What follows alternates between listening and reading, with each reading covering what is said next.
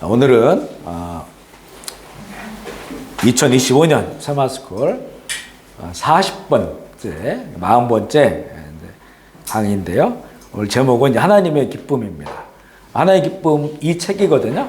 이 존 파이퍼 목사님이 쓰신 하나님의 기쁨이고, 이게 저희가 2002년도인가 한번 그 두 주로 했었어요. 근데 이번에 우리가 이제 느헤미야를 읽으면서 거기 보면 하나님의 기쁨이 나오잖아요.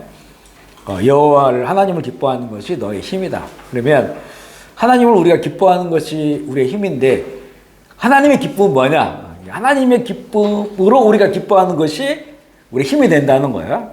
그래서 이 존 파이퍼 목사의 하나님의 기쁨이 굉장히 유명한 그런 그 책이고요.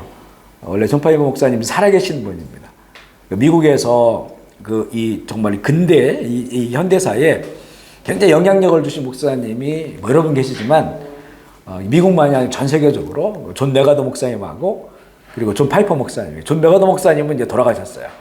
그분 하나님의 그 영광, 하나님의 주권, 이런 부분들에 대해서 아주 탁월한 그런 설교가시고 또 그런 믿음으로 살아오신 분이고, 존 파이퍼 목사님 지금 살아계십니다. 지금도 설교하고 계시는데, 아마 살아계신 목사님 중에서는 세계에 가장 큰 영향력을 주고 있는 목사님이 아니신가. 이분은 이제는 이 존 메가더 목사님처럼 하나님의 그런 주권과 하나님의 영광, 이런 그 토대를 가지고, 그리고 하나님의 그 기쁨을 성경을 통해서 많이 그 연구하시고 그것을 또 전하시고, 하나님의 기쁨을 드러냄으로써 하나님의 영광을 드러내시는 이런 이렇게 목회적 삶을 살아오게, 저술도 굉장히 많아요.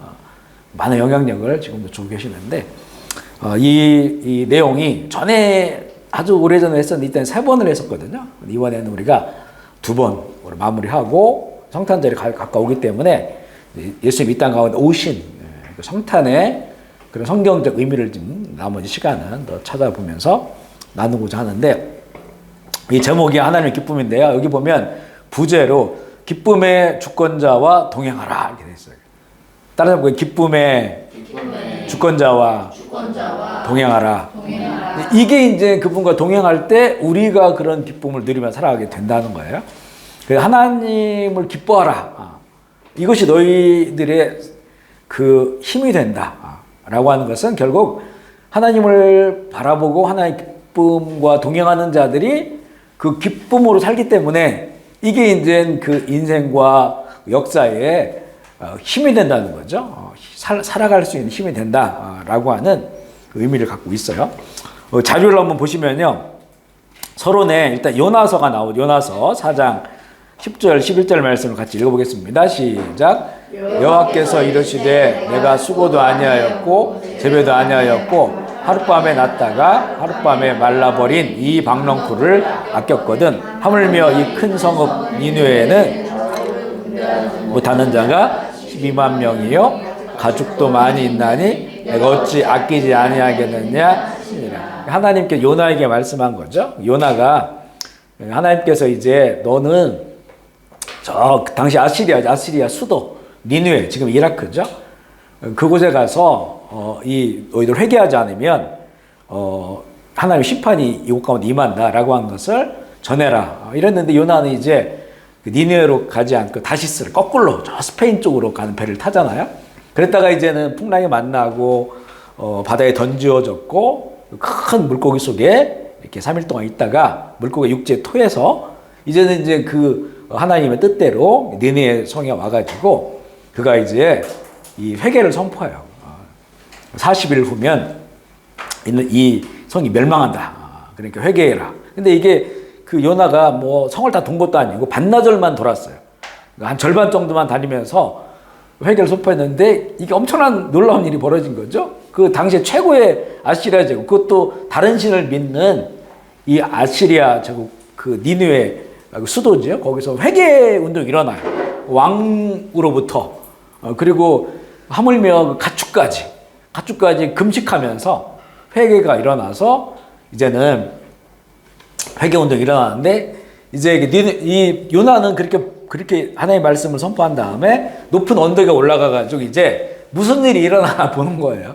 높은 언덕에 올라가서. 그런데 한낮에 이게 뜨거운 그 태양볕이 있으니까 그렇게 이제 있는데 거기에 이제 하나님께서 박넝쿨을 이게 자라나게 하셔가지고 그 그늘 밑에서 요나가 니느웨에 어찌 되는가를 보는 거예요. 내심 이제 이 요나는 자기들 압제하는 국가니까 이 나라가 정말 하나님께서 망하게 했으면 좋겠다 뭐 이런 마음을 가지고 그걸 보고 있는데 그 박넝쿨이 갑자기 해가 쨍쨍 찌면서 그걸 다 말라 비틀어지게 만들어 버린다고요. 그러니까 요나가 막 화를 내는 거예요.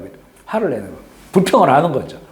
자기한테 지금 그늘을 만들어줬는데 이게 다 말라 비틀어 사라져 버리니까 햇빛 쨍쨍 내려지니까 막 화를 낼 때 그때 이제 이 하나님께서 주신 말씀이에요.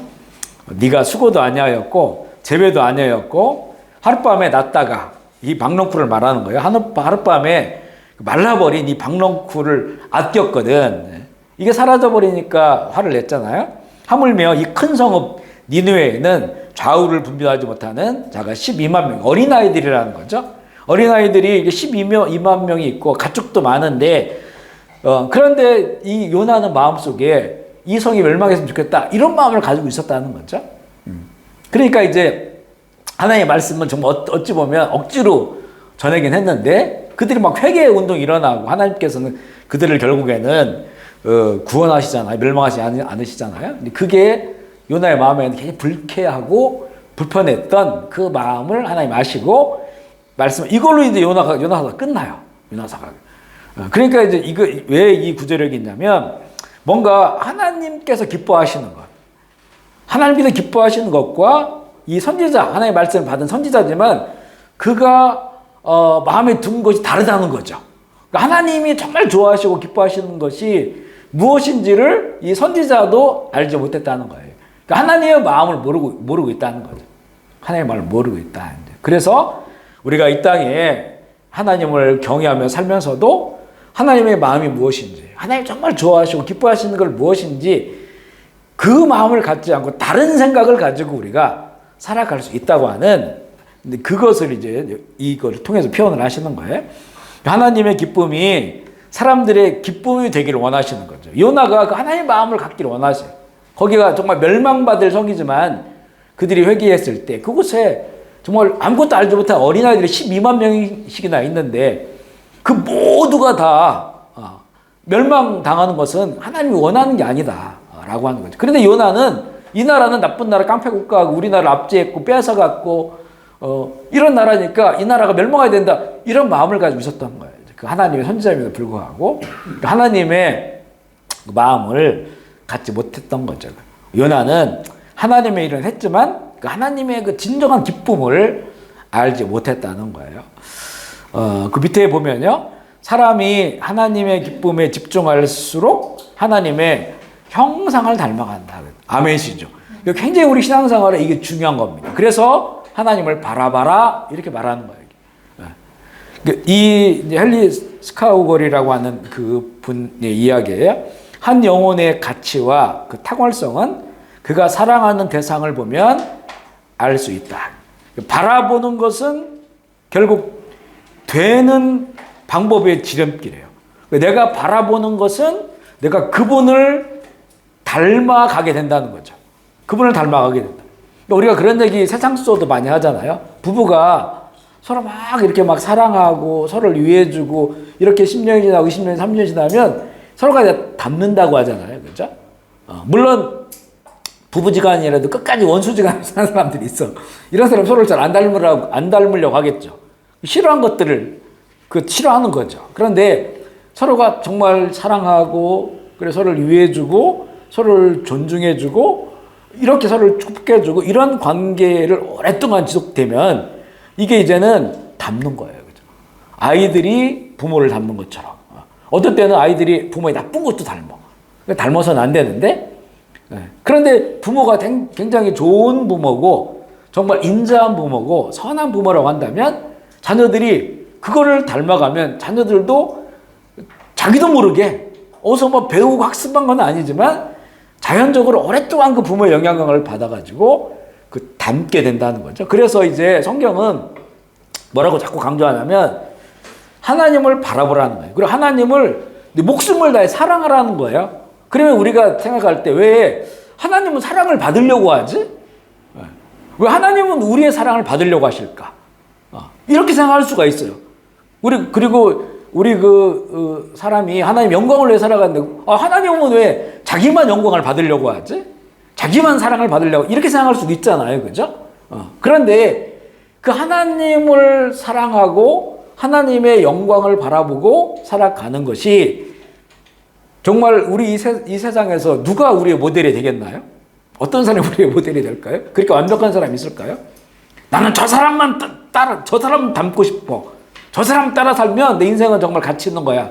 그런 사람이 누가 있을까요? 그죠? 그런데 우리 세상 가운데는 아무리 완벽한 사람이라 할지라도 다 허물이 있고 흠이 있어요. 다. 그래서 실망을 많이 해요. 정말 저 사람 좋은 것 같아서 따라다녔는데 결국에는 흠이 많아. 가까이 가보니까 이런 게 있었구나. 그래, 그 기대감에 미치지 못하는 거죠. 그냥 하나님께서는 완전하신 분이에요. 그분의 사랑이 완전하고 그분의 의가 완전하고, 그러니까 하나님을 바라보고 하나님을 사랑하고 내 사랑을 하나님께 다 드리고 또 그분의 영광을 위해 살아간다고 하는 건 결국에는 그 하나님의 것이 나의 삶, 내 얼굴이 되고 내 그 인격이 되고 내 인생이 되어지는 거니까 이거는 가장 좋은 이 모델을 우리가 담게 되고 결국에는 정말 후회하지 않는 인생을 살아가는 거다. 그래서 하나님을 사랑하라고 하는 건 결국은 그게 하나님을 위해서가 아니고 너희를 위해서라는 거예요. 그게. 너희가 진정한 사랑으로 살아서 그리고 좋은 인격으로 살아서 하나님의 형상을 닮아서 그래서 그 한 인생이 짧으면 짧고 길면 길 인생이 그 인생이 정말로 고결하게 살아갈 수 있도록 가치 있는 삶을 살아갈 수 있도록 그렇게 그래서 하나님의 영광을 위해 살아가는 자는 그 사람이 영광스러워요. 그 삶이. 하나님의 사랑을 쫓아서 그 사랑을 닮아가 살아가는 사람은 이거는 정말 많은 사람들에게 좋은 영향력을 끼치는 그런 그 삶을 살아가게 되기 때문에 바로 그런 이야기를 하는 거예요. 아멘이시죠. 그래서 우리가 성경에 하나님을 전심으로 사랑해라. 그분만을 바라봐라. 그분만을 의지하라. 하나님 얼굴을 구해라. 라고 하는 것은 결국에는 그게 이제 하나님을 위한 것 같지만 결국에는 우리 피조물의 그 인생을 더 존귀하게, 더 가치 있게, 그렇게 성장하고 성숙시키기 위한 이게 하나님의 방법이라고 하는 거죠. 하나님의 방법을. 그래서 사도 바울이 굉장히 이렇게 정말 공부도 많이 했고 집안도 좋고 뛰어난 사람이지만 그러니까 자기 자랑할 게 없다 하잖아요. 그런데 그가 교회들에게 하는 얘기 뭐냐면 나를 닮았으면 좋겠다 이렇게 얘기해요. 나를 닮은 거는 내가 잘났으니까 나를 닮으라는 얘기가 아니에요. 사도 바울은 예수님을 닮은 거죠. 예수님의 사도고 제자니까 그냥 사도 바울이 바라보는 것은 주님을 바라보고 그래서 그 삶이 완전 바뀌었죠. 그런데 이제 우리 이 교회에게 성도들에게 뭔가 제시할 한 예수님과 이 일반 우리 성도들하고 너무 갭이 크잖아요. 갭이 커요. 그러니까 그 중간에서 사도는 그 중간에 있는 사람들의 제자들의 그 길을 걸어가고 있는 나를 좀 다른 건 몰라도 내가 이렇게 고생하고 두들겨 맞고 이런 거는 담지 말고 내 안에 있고 내가 바라보는 그 주님을 바라보는 그거는 교인들이 닮았으면 좋겠다. 그래서 나를 좀 닮았으면 좋겠다. 이렇게 그가 얘기를 해요. 고난받는 거는 안 닮아도 좋지만 하나님을 사랑하고 그분을 바라보며 살아가는 이 삶은 너희들이 좀 닮았으면 좋겠다. 이렇게 얘기를 한다는 거죠. 그래서 우리가 하나님을 사랑해라. 또 그분을 바라보라. 이런 건 결국에는 그렇게 했을 때 되어지는 거예요. 이제 하나님 형상으로 되어지고 주님의 제자가 되어지고 나의 인격 속에 주님의 인격이 스며 들어오게 되는 그런 삶을 살아가기 때문에 그러니까 우리가 애쓰고 노력하는 것도 있어요. 경건 훈련을 하고 연단 받고 이렇게 하는 것들이 있는데 결국에는 이런 모든 것들이 하나님의 형상을 닮아가고 하나님을 닮아가고 예수 그리스도를 닮아가는 그런 삶을 살아갈 수 있도록 그렇게 이제 우리를 인도하시는 거죠. 그래서 마태복음 22장 37절 그 말씀 읽어볼게요. 시작. 내 마음을 다하고 목숨을 다하고 뜻을 다하고 자, 이렇게 주님 예수님이 말씀하셨어요. 구약에도 나와 있고 예수님께서 성경 구약을 천천히 요약했을 때 가장 그 중요한 계명이 뭐냐? 요약하면 한마디로 뭐라고 말할 수 있냐라고 했을 때 바로 이렇게 말하시는 거죠. 그리고 이와 같이 내 이웃을 내 몸과 사랑하라. 이렇게 말씀하시거든요. 그러니까 우리는 그래요. 내가 전심을 하나님 사랑하면 그럼 나는 뭐가 돼? 이렇게 생각할 수 있거든요. 내 것이 없잖아. 이렇게 생각해. 나를 사랑해야 되는데 그 나를 사랑하지 않고 하나님을 전적으로 그것도 목숨을 다해 사랑하라는 거죠. 그럼 나에게 있는 건 뭔데? 라고 하는 이런 의문을 갖는단 말이에요. 그것의 정답이 바로 이거라는 거예요. 하나님을 사랑하면 그걸 닮게 된다. 닮게 되고 그 사랑하시는 하나님을 우리가 닮아서 그 사랑으로 우리가 사랑할 수 있고 그렇게 살아가면 정말 가장 고귀하고 가치 있는 그런 삶을 살아가게 된다. 하나님을 전심으로 사랑하는 것은 하나님을 닮아가는 것이고 바라보는 것은 되는 거다. 그러니까 닮아가는 거다. 그런 은혜가 있다는 거죠. 첫 번째 주제를 보면요. 기쁨의 주권자입니다. 이 절대 행복, 절대 기쁨의 주관자를 바라보는 하나님의 그 기쁨은 기쁨과 이렇게 연결되어 있는 감정들이 있어요. 그죠? 기쁨 있고 즐거움이 있고 우리 가운데 행복이 되고 만족이 되는 거예요. 근데 하나님은 그것을 절대적인 기쁨을 가지고 있어요. 절대적인 그런 즐거움과 그 행복 속에서 일하시는 분이에요. 그죠? 우리 표현하면 그게 행복한 거죠. 그걸 성경은 복이라고 말합니다. 복이라고. 그러니까 우리가 그것을 얻기를 원한다면, 그것을 누리기 원한다면 그 절대 기쁨과 절대 행복을 가지고 살아가시는 그 하나님을 바라보라는 거죠. 그 기쁨에 동참한다. 그러면 하나님의 기쁨은 뭐냐? 하나님은 뭐 때문에 기뻐하시냐라고 하는 그런 내용인데 첫 번째가 보면 하나님은 충만한 사랑으로 아들을 기뻐하신다. 예수님을 말하는 거죠. 디모데전서 1장 11절 읽어보겠습니다. 시작. 이 교훈은 내게 맡기신 바 복되신 하나님의 영광의 복음을 따르. 복되신 하나님의 영광의 복음이 나오고 이거는 이제 성경적 표현이잖아요. 그런데 이거를 그 존 파이버 목사님은 행복하신 하나님의 영광의 좋은 소식이다 이렇게 풀어요. 이 구절을 복되신 하나님의 영광의 복음 이거를 이제는 이 복은 행복이다.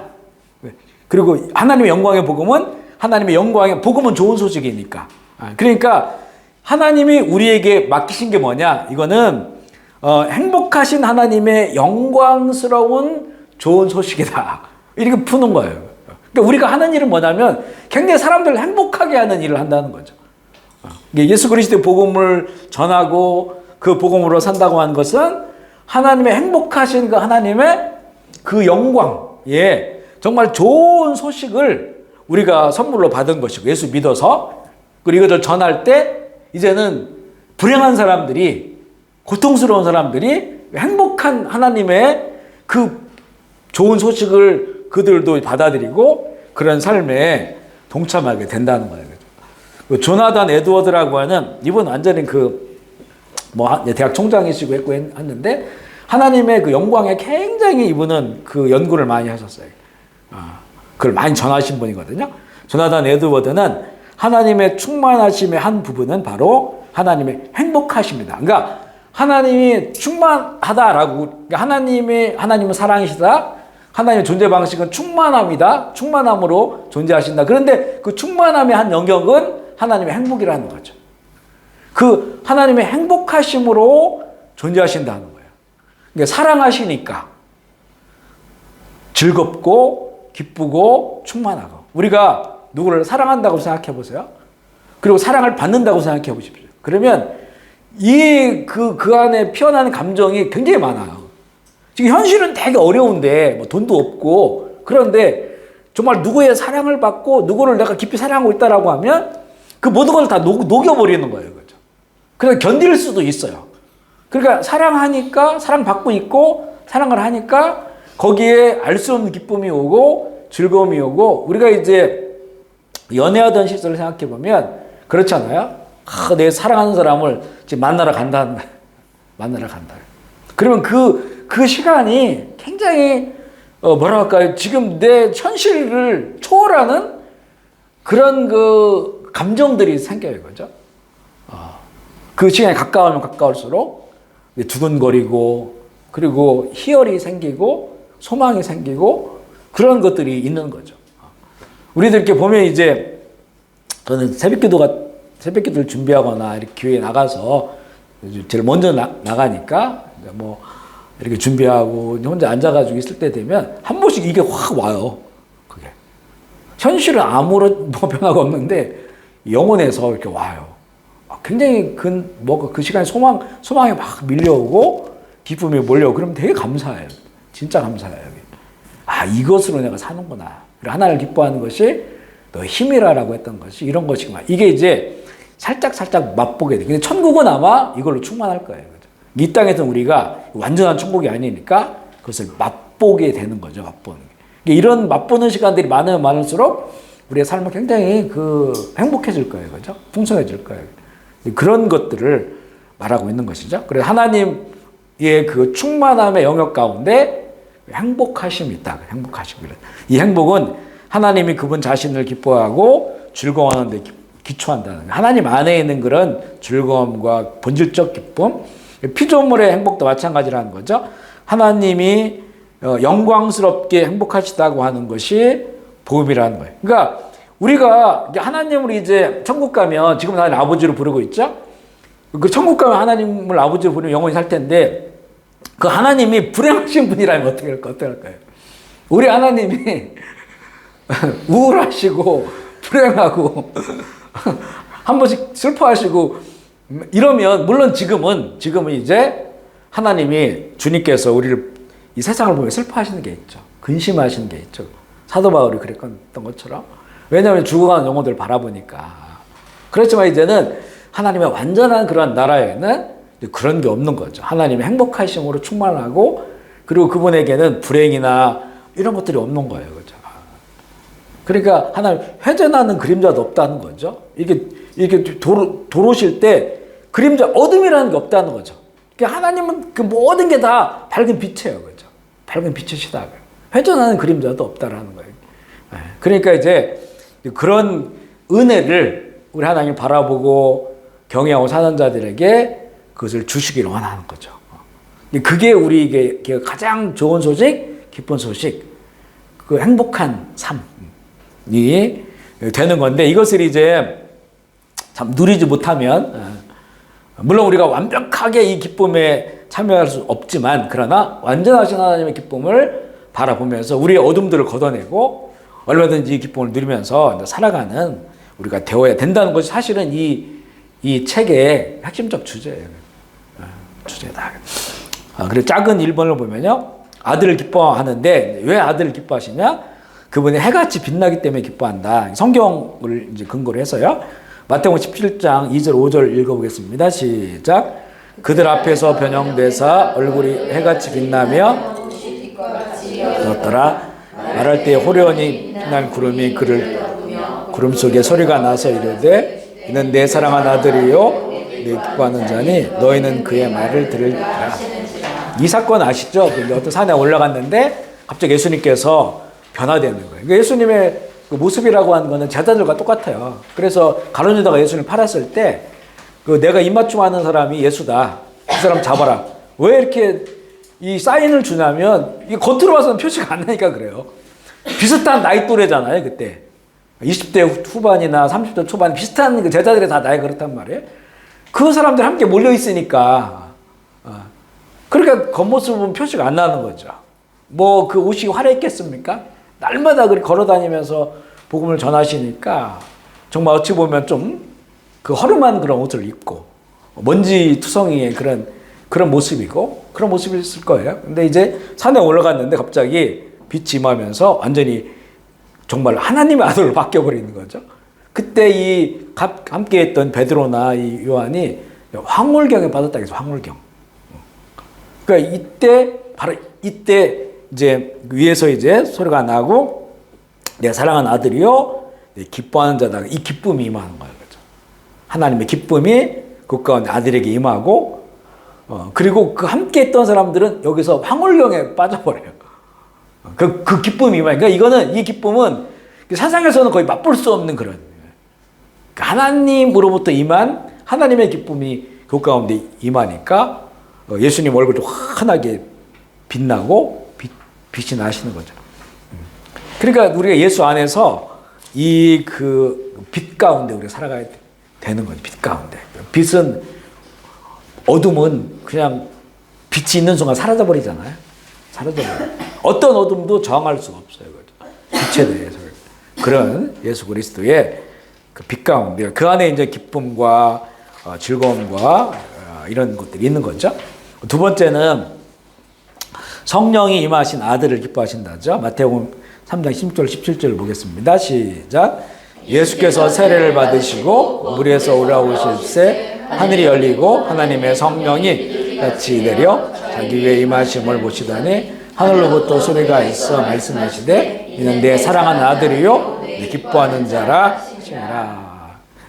예수님께서 사실은 이렇게 그 침례죠. 물속에 들어갔다가 이렇게 나오실 때였어요. 그 침례 요한에게 그 세례를 받으실 때 물속에 들어가다 나오실 때 하늘이 열리고 이제 성령이 비둘기가 온 게 아니고 비둘기의 모양으로 성령이 이렇게 임하신 거예요. 그래서 이제 그 내렸다는 거죠. 성령이 내렸고 성령이 임하여서 하늘로부터 이제 소리가 들려요. 이는 내 사랑하는 아들이요 내 기뻐하신 자라. 그런데 우리가 이제 예수님 믿으면 성령이 임하시잖아요. 똑같아요, 그죠? 성령이 임하시면 그거를 로마서에는 아들의 영이라고 아들의 영. 예수님을 기뻐하신 것처럼 예수 믿고 성령 받은 자들에게 하나님께서 기뻐하시는 거예요.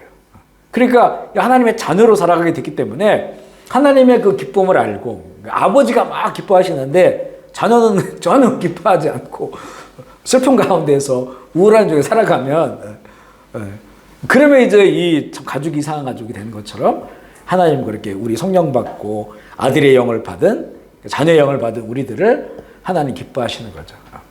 그 아들을 성령 임하신 아들을 기뻐하신다. 우리가 그래서 예수 믿고 신앙생활 할 때 정말 성령을 힘입어 살아가야 돼요. 성령이 동행하고 그리고 우리 안에는 이미 성령님이 계셔요. 성령님이 계실 때 어떤 신호나 사인이 없을 수도 있어요. 왜냐하면 예수님께서도 이런 그 하나님의 영이 너희들한테 임하는 것은 바람이 부는 것과 같다. 그러니까 흔들리긴 해. 흔들린다고 하는 건 뭔가 내 인생이 바뀌었어요. 내 인생이 바뀌었다는 거죠. 안 믿어졌는데 믿어지고. 그런데 바람이 어디서부터 부는지는 모르는 거야. 어디서부터 부는지는 몰라. 그러니까 성령의 그 사건과 성령 은혜는 신비한 거라는 거죠. 신비한 거예요. 근데 우리 안에 이렇게 머물러 계시는데 이 성령님이 우리 안에 막 이렇게 움직이시고 역동적으로 일하실 때 이때 이제 기쁨이 있고 감사가 있고 즐거움이 있고 그래요. 우리가 예배 때 이걸 많이 경험하거든요. 예배 때. 예배 때가 아니더라도 우리의 그 삶 가운데 수시로 주님을 바라보고 또 우리 주님 안에 거하는 그런 그 삶이 우리 가운데 이런 기쁨을 주는 거예요. 기쁨. 그러니까 우리가 살다 보면 어떤 슬픔에 빠질 수도 있고 또 힘든 일에 빠질 수도 있고 우울할 때도 있는데 이게 이제는 우리는 이거를 다 불을 켜면 우리가 뭐 어떤 몰아내는 것이 아니고 그 밝은 빛이 딱 비치면 이건 자동으로 사라지는 것과 같이 그런 그 힘이 우리 가운데 있다는 거죠. 그게 성령님 안에서 우리에게 주시는 그런 은혜고 이게 우리에게 느껴질 때는 기쁨과 감사와 행복함과 이런 걸로 이제 우리에게 느껴지는 거예요. 삶의 즐거움으로 느껴져요. 그래서 우리가 주일날 이렇게 교회를 보면 이렇게 밝아요, 밝아. 어떤 뭐 세상의 모임보다도 보면 카페에서 이렇게 얘기하는 것 보면 다들 이렇게 좀 즐거워하고 밝고 또 예배 드리고 예배 전후도 마찬가지죠. 식사할 때도 보면 대부분 이게 분위기가 밝아요, 그죠? 이게 이제 우리가 예배 드리고 성령님이 우리 가운데 이렇게 함께 하시고 하기 때문에 우리에게 이런 기쁨의 은혜를 주시는 거죠. 세 번째 보면 하나님 아들을 기뻐하시는 것은 행복한 창조의 동역자로 아들을 기뻐하신다. 이건 아들을 기뻐하시는 것은 다 아들의 영을 받은 우리를 기뻐하시는 거예요. 요한복음 17장 20절 말씀 읽어보겠습니다. 시작.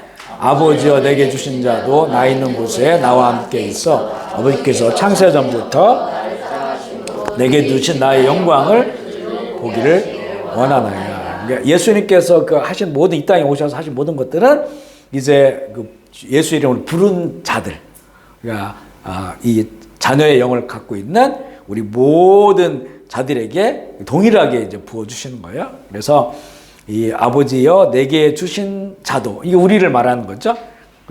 나와 함께 있어 아버지께서 창세전부터 나를 사랑하심으로 내게 주신 그 영광을 그들로 보게 하시길 원합니다. 하나님이 영광 가운데 그 하나님의 행복이 있다겠죠. 하나님의 기쁨이 있다겠죠. 그것을 우리가 보게 하시옵소서, 이렇게 이제는 예수님께서 기도하시는 거예요. 이게 이제 고별 기도의 그런 내용 중에 일부분인데, 네 번째는 아버지의 충만한 기쁨이 아들에게 거한다는 거죠. 골로새서 2장 9절입니다. 시작.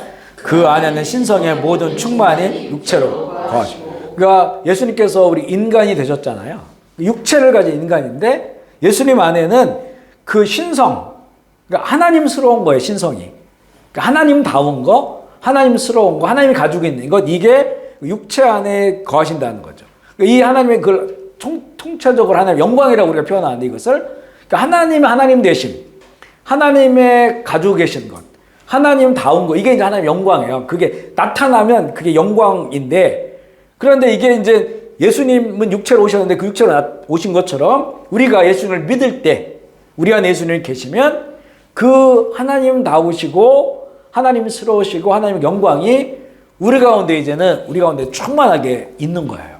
그 안에 하나님의 기쁨과 하나님의 즐거움과 행복이 있는 것이니까 우리가 그것을 맛볼 수 있고 누릴 수 있다는 거죠. 헨리 스카우걸이 이렇게 얘기했어요. 하나님의 이 아들 하나님을 기뻐하시는 그 무한하고도 영원한 기쁨이 이제 성령을 통해서 우리 안에 흘러 넘친다. 아멘이시죠. 이것이 바로 우리의 영광이, 우리의 기쁨이다라는 거예요. 우리의 영광이다. 그러니까 우리는 성경에 자꾸 나오지, 사람의 영광을 취하지 말라는 거잖아요. 그러니까 우리는 뭐 때문에 즐거워하고 기쁘냐면, 내가 뭐 잘 돼. 우리 자식들이 뭐 세상에서 잘 돼. 그리고 막 박수 받을 일이 생기고, 그리고 유명해져. 그리고 뭔가 좀 뭐 대박도 나고, 이렇게 되면 사람들이 부러워하고, 이걸로 우리는 영광을 삼으려고 하는 거예요, 세상에. 이건 정말 세상의 영광이야. 그걸 되게 사람이 좋아하고, 되게 그걸 만족해요, 사람들은. 우리는, 그리스도인들은 그런 영광을 보는 사람들이 아니야. 그거는 다 어찌 보면 다 순간순간의 것들이기 때문에 그건 진리가 아니에요, 그죠? 오히려 그것을 우리가 붙잡아 버리면 이 하나님의 충만한 영광, 그 영원한 것을 놓쳐버릴 수 있단 말이죠. 그러니까 세상의 영광을 구하지 말라는 거예요. 우리가 구하는 것은 정말로 우리가 예수 그리스도 안에 있을 때, 살아갈 때, 그래서 정말 그 길이 좁은 길일 수도 있고 가시밭길일 수도 있지만 그 주님을 따라가는 그 삶 가운데 하나님의 그 영광의 충만하심이 우리 삶을 붙잡고 계실 때, 그때 진정한 이제 영광스러운 삶을 사는 거죠, 우리가. 그게 사도들의 길이고 제자들의 길이고. 그 영광이라고 하는 것이 내 속에서 하나님의 영광이 나타나는, 하나님의 스러움, 하나님의 형상, 예수 그리스도의 인격, 이게 나타났을 때 그게 하나님의 영광이에요. 우리 인생을 통한 하나님의 영광. 그 영광의 길을 간다고 한다면, 이제는 그 사도 바울이 얼마나 그 고난의 삶을 살았습니까? 예수님 믿고 나서. 그렇지만 그가 늘 기쁨을 얘기하잖아요. 항상 기뻐하라. 그리고 내가 다시 말하는데 또 기뻐하라. 빌립보서 같은 데는 기뻐하라 그러잖아요. 그 기쁨을 아는 거지, 이 기쁨을. 하나님의 영광이 내 안에 충만했을 때 그 기쁨을 누리게 되고, 그것이 이제는 나의 영광이 되는 거고. 그리고 사실은 그 시대 인물 중에서 사도 바울 같은 인물이 어디 있습니까? 그죠? 사도 바울처럼 유명한 사람이 어디 있습니까? 그죠? 그 시대 사람 중에서. 사도 바울이 지금 온 전 세계에서 가장 많은 이름이 요한입니다. 요한. 잔. 이게 저기로는 뭐라고 하지? 스페인어로는? 후안 카를로스가 후안. 이게 요한이에요. 그러니까 이 스페인어권 또 뭐 영어권, 우리나라도 요한이 얼마나 많아요. 배구 선수도 요한 있던데, 요한 있고. 이게 제일 많아요. 그리고 나서 피터, 베드로. 이런 이름들이에요. 그리고 대부분 성경 이름이잖아요. 다들 보면. 그러니까 이 사람들이 가는 길이 자기 영광을 구하지 않았어요. 그죠? 하나님의 영광을 구하고 그 영광을 추구했던 사람들인데 이게 나중에 보니까 세계에서 제일 유명한 사람들이 된 거야. 이분들의 이름들이. 그죠? 이렇게 된다는 거예요. 그죠? 자기들이 자기의 영광을 내려놓고 하나님의 영광을 구했을 때 하나님의 그들을 영광스럽게 하신 거죠. 그리고 이제 두 번째 보면 첫 번째가 하나님은 아들을 기뻐하신다고, 두 번째는 하나님의 선하신 기쁨으로 모든 일을 행하시는 거예요. 하나님이 하시는 모든 일에는 하나님의 그 기쁨이 있다는, 기뻐하시는 일이라는 거죠. 시편 135편 6절 읽어보겠습니다. 시작. 여호와께서 그가 기뻐하시는 모든 일을 천지와 바다와 깊은 데서 다 행하셨다. 아멘이시죠. 하나님이 하시는 모든 일은 하나님이 기뻐하시는 일들이에요. 하나님 기뻐하시는 일들을 세상 가운데 행하시고 우리 인간은 그 은혜를 누리게 되는 것이고요.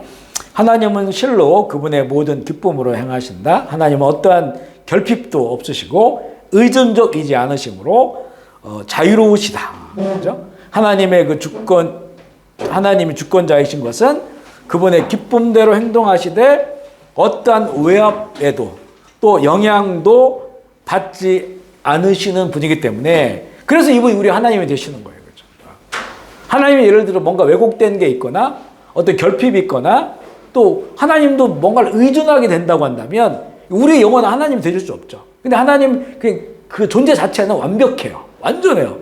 스스로 존재하시는 분. 이게 여호와라는 이름의 뜻이 스스로 존재하는 자다라는 뜻이잖아요. 스스로 존재하는 그 하나님, 그 속에 하나님의 기쁨이 있다는 거죠. 그리고 그분 기뻐하시는 일을 행하시는 거예요. 기뻐하시는. 하나님 하신 모든 일이 하나님의 기뻐하시는 일이다라고 하는 거예요. 이사야 46장 9절, 10절 읽어보겠습니다. 시작. 너희는 옛 정리를 기억하라. 나는 하나님이라. 나 위에 다른 이가 없느니라. 이가 없느니라. 내가 시초부터 종말을 날리며 아직 이루지 아니한 옛적부터 보이고 이르기를 나의 뜻이 설 것이니 내가 나의 모든 기뻐하는 것을 이루리라. 아멘이시죠. 내가 모든 기뻐하는 것을 이루리라. 하나님의 언약이라고 하는 것은 하나님이 기뻐하시는 거예요. 그런데 하나님 기뻐하시는 일들을 우리에게 주셨는데 인간이 그 길로 가지 않아요. 그러니까 그 역사가 불행해지고 고통스럽고 멸망하고 이런 일이 있지만 하나님 끝까지 하나님 기뻐하시는 그 언약을 성취하도록 하시는 거죠. 다 멸망해야 되지만 결국에는 남은 자를 남겨놔서 다시 세우시고 다시 세우시고, 우리가 요즘 읽고 있는 에스라, 느헤미야, 학개 이런 그런 성경들이 바로 하나님의 그 언약을 성취하는 건데, 그 언약은 하나님 기뻐하시는 언약이에요. 하나님이시니까 이게 영원에서 영원까지니까 시간이, 그러니까 인간이 볼 때는 너무 길게 느껴지죠. 그러나 하나님께서는 이 시간 위에 존재하시는 분이기 때문에 영원에서 영원까지의 그 모든 그 하나님의 스토리가 하나님 기뻐하시는 것을 성취하시고, 우리 인간이 하나님의 기쁨에 동참하기를 원하는 거죠. 우리는 뭐가 이제 잘못되어 있냐면, 뭐가 안 맞냐면 세속적으로 좋고 기뻐하고 이런 일들 자꾸 추구하는 거예요. 우리는 눈에 보이는 것, 거기서 즐거움을 느끼고 엔조이 하고 싶어요. 엔조이를 하고 싶은데 하나님의 길을 따르면 엔조이를 할 수가 없는 거예요. 왜냐하면 하나님의 말씀, 예수님의 말씀 거의 대부분은 다 자기를 내려놓아야 되고, 자기를 이렇게 내려놓고 또 내가 죽어야 되고, 대부분 이런 말씀들이거든요. 보면 하나님의 말씀은. 그러니까 엔조이가 안 되는 거예요. 엔조이라고 하는 건 어떤 조건이 맞춰져야 즐기는 건데, 그런데 이 하나님의 기쁨, 이건 조이잖아요. 조이. 그죠? 엔조이가 아니라 조이예요. 이 조이는, 이거는 이제 하나님 말씀을 따르고 하나님 언약을 성취하는 그 삶 속에서 하나님이 주시는 거예요. 이게 샬롬의 은혜고, 그리고 그 기쁨을 누리는 것이고, 이걸 이제 우리가 맛보기 시작하면 다른 이런 세상의 엔조이는 우리 인생에 필요는 하죠. 그런 것들이. 이게 잠시이고, 하나님이 주시는 것, 것과 비교할 수 없다고 라고 하는 것을 알게 되는 거죠. 그러니까 이제 뭐 마약이라든가 이런 데 중독되고 빠지는 사람들이 보면 그 순간순간에 그 엔조이, 엔돌핀이 나오고 이런 것들이 그 세상을, 어려운 세상을 잊게 만들고 뭐 이러니까 그런 것들을 하고 뭐 이렇게 되는 거 아니겠어요? 근데 정말 하나님의 이것을 맛보면 정말 인생이 그래도 바뀌는 거죠. 인생이 바뀌는 거예요. 그렇죠? 이 세상에서 경험하고 줄 수 있는 것과는 비교할 수 없는 하나님의 그 기쁨이 경험되어지고 그것을 경험하게 되면 그 삶을 추구하며 살아가게 되어진다는 거죠. 그래서 정말 예수 믿는 그 기쁨, 그리고 주의 말씀에 순종하며 살아갔을 때 얻는 그 기쁨들을 우리가 좀 맛봐야 된다는 거죠. 그리고 이제 작은 1번에요. 하나님의 선한 기쁨으로 모든 일을 행하신다라고 하는 큰 주제 속에서 작은 1번은 행복한 주권자라는 거죠. 디모데전서 6장 15절 16절입니다. 시작. 기약이 이르면 하나님이 그의 나타나심을 보이시리니 하나님 복되시고 유일하신 주권자이시며 만왕의 왕이시며 안주해 주시오. 오직 그에게만 죽지 아니함이 있고 가까이 가지 못할 빛에 거하시고 어떤 사람도 보지 못하고 또 볼 수 없는 이시니 그에게 존귀와 영원한 권능이 드릴지어다. 아멘. 가까이 가지 못할 빛에 거하시고, 우리가 그 하나님께서 이 태초에 천지를 창조하실 때 이 스토리를 잘 보면요, 그 첫날에 빛이 있으라 그래서 빛을 창조하잖아요. 그리고 넷째 날에 해와 달과 별을 만들어요. 그 우리가 빛이라고 생각하는 거는 넷째 날 만들어진 거예요. 우리가 어둠이다, 빛이다, 밤이다, 낮이다를 구별하는 것은 빛이 있느냐 없느냐잖아요, 그게. 이거는 넷째 날 만들어졌어요, 넷째 날. 광명체는 빛을 발하는 그 해와 달과 별들, 이게 지금 우리에게 그 빛은 해와 달이 아주 그걸 통해서 우리가 이렇게 이게 빛이구나, 밝구나, 환하구나 이렇게 느끼잖아요. 근데 그게 이제 뒤로 넘어가 버리면 어둠이 오는 것이고 밤이 되는 것이고. 그런데 첫째 날 빛을 만들었어요. 빛이 있어라 그랬단 말이에요. 이 빛은 뭐냐? 성경서 말하는 예수님 빛이다라고 할 때 빛은 바로 그 빛이에요. 하나님께서 자신의 그 빛을 비춰주신 거예요. 그죠? 자신에게 있는 빛을 비춰주신 거라는 거예요. 이건 영원한 것이고 영적인 것이고. 그러니까 우리가 세상은 어두워졌다 말하잖아요. 그랬을 때의 그 어둠은 빛이 없는 세상을 말하는 거죠. 그런데 우리는 예수 안에서 우리는 세상이 아무리 어두워져도 우리는 그 빛을 내 속에 가지고 있는 사람들이에요. 예수님이 너희들 세상의 빛이라 말하잖아요. 그 빛, 이거는 이제 영적인 거예요. 이거는 이 해에서 해를 통해 받는 빛은 아니지만 우리의 영혼 속에 깃들여져 있는 그 빛이 사람을 비추는 거죠. 그러니까 이렇게 우리가 말씀을 나누고 이렇게 하는 것도 우리에 있는 빛을 드러내는 거죠. 빛을 드러내서 여기서 지금 우리가 뭐 이렇게 1시간 반 얘기하지만 무슨 뭐 제 개인의 이야기를 하는 것도 아니고 개인 배운 거, 뭐 경험한 거 이런 걸 얘기하는 게 아니기 때문에 그냥 하나님의 말씀을 전하는, 우리 안에 있는 빛을 우리가 나누는 거예요. 그러니까 이 빛이 눈에 보이지 않지만 여기 있는 모든 사람들에게 이렇게 그 빛이 이렇게 쪼이는 거죠. 그 빛을 쪼이는 거예요. 그래서 우리 어둠 속에 있다가 빛을 통해서 이제는 알게 되고 깨닫게 되고 그 빛이 스며들어서 내 영혼 가운데 깃들게 되고, 그런 그 빛은 바로 뭐냐? 하나님에게 있는 빛이라는 거예요. 이 해와 달과 별이 주는 게 아니고 하나님에게 있는, 사실 우리가 이제 태양빛이 우리에게 주는 영향이 엄청나잖아요. 뭐 비타민 D 같은 것도 있고 살아있는 모든 것에게 영향을 주고 빛이 없으면 안 되잖아요. 그렇죠? 그런 것과 마찬가지로 하나님의 그 자신 안에 있는 그 빛이 있으라라고 했을 때 세상에 자기 빛을 비추신 건데 그 빛을 우리가 그 안에 우리가 살아야 된다는 거죠. 그 속에 하나님의 기쁨과 행복이 있다는 거예요. 작은 두 번째는 악인들의 죽음에 대해서 어떻게 말씀해 볼게요. 에스겔 18장 23절하고 32절 읽어보겠습니다. 시작. 주 여호와의 말씀이니라. 내가 어찌 악인이 죽는 것을 죽음이 늘 기뻐하라. 그가 돌이켜 그 길에서 떠나 사는 것을 어찌 기뻐하지 않으니. 자, 일단은 보세요. 여기 악인들이 죽는 것을 하나님이 기뻐하지 않는다는 거예요. 죽는 것을. 그리고 그가 돌이켜 그 길에서 떠나 사는 것을 어찌 기뻐하지 않으니. 악인이 죽는 것은 하나님이 기뻐하지 않아. 근데 그 악인이 그 악한 길에 떠나서 돌이켜서 하나님께 돌아오는 것은 하나님이 기뻐하신다는 것인데, 요 밑에 볼게요. 신명기 28장 63절 읽어보겠습니다. 시작. 여호와께서 너희에게 선을 행하시고 너희를 번성하게 하시기를 기뻐하시는 것 같이 이제 여호와께서 너희를 망하게 하시며 멸망시키기를 기뻐하시리니 너희가 들어가 차지할 땅에 뽑힐. 여기에 보면 너희를 멸하시길 기뻐한다고 하잖아요. 그럼 사람을 멸망시키는 것을 정말 하나님이 기뻐하시냐, 이렇게 의문을 갖게 되는데, 이 하나님이 성경을 통해서 주신 이 멸하시는 것을 기뻐한다고 하는 것은 하나님께서 그 심판, 그 하나님의 심판을 통해서, 그러니까 그 회개치 않는 자들이 죽음과 고통은 그 자체로는 하나님의 기쁨이 되지 않지만, 이 악인들이 심판받고 멸망당하시는 그 일을 통해서 진리가 드러나는 거죠.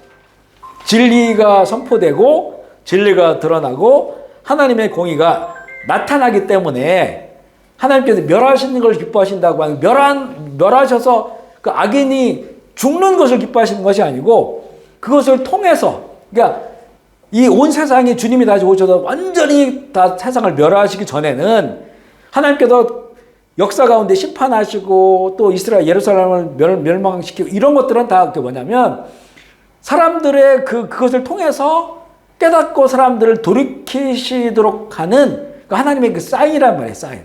하나님의 경고라는 거예요. 경고. 이 경고가 없으면 사람은 끝까지 그 길로 가거든요. 경고가 없으면, 심판이 없으면 사람들이 돌이키질 않아. 선지자들이 아무리 나와서 얘기해도, 수많은 기적을 보여줘도 사람들은 돌아서질 않아요. 그러니까 역사 가운데 그 군데군데 그 악이 찼을 때 하나님은 그 땅을 심판하셔요.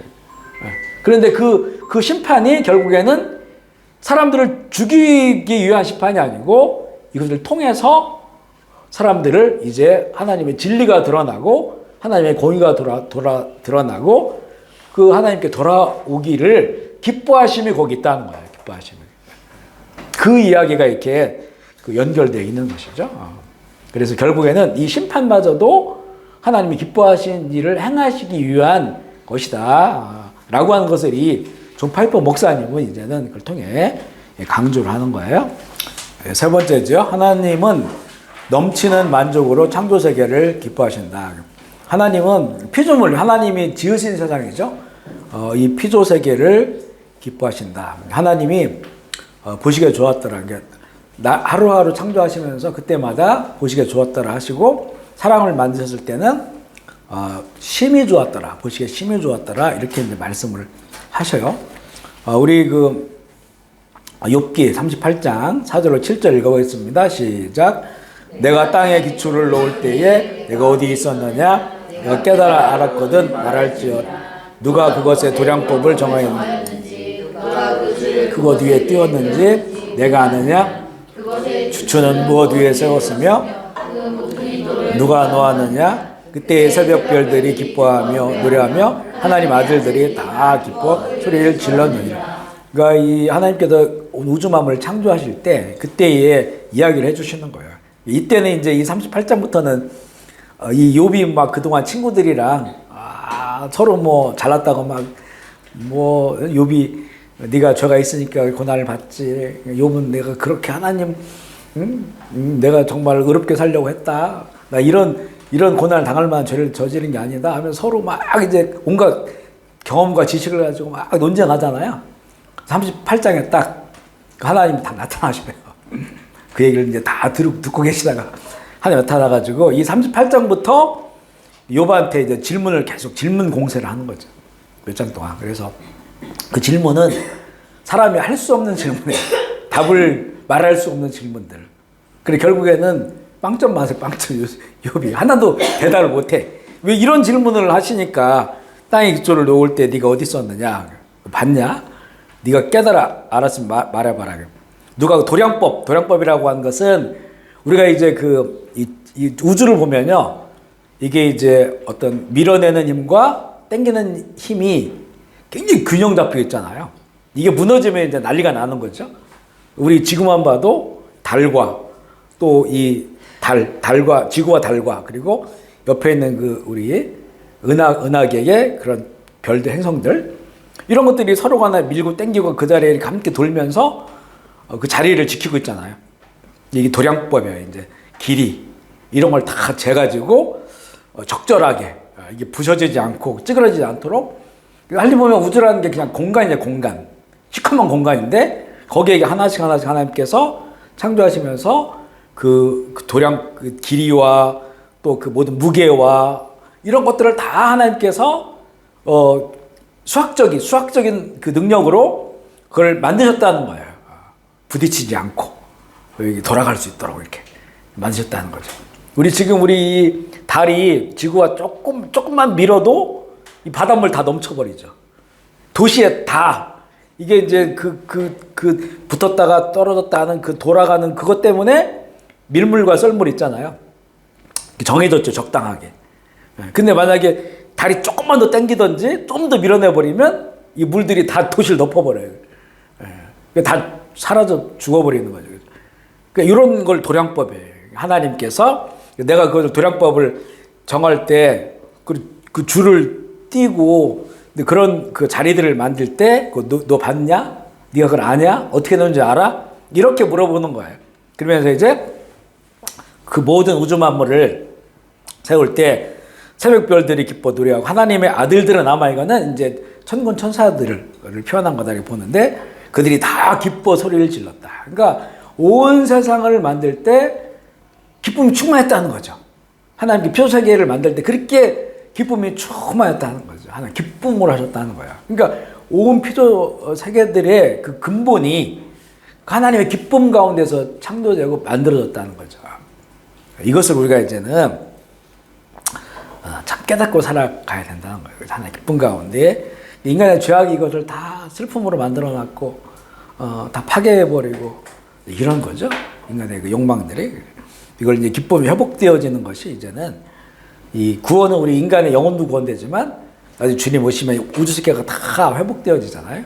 새롭게 창조되는 거죠. 새롭게 창조된다.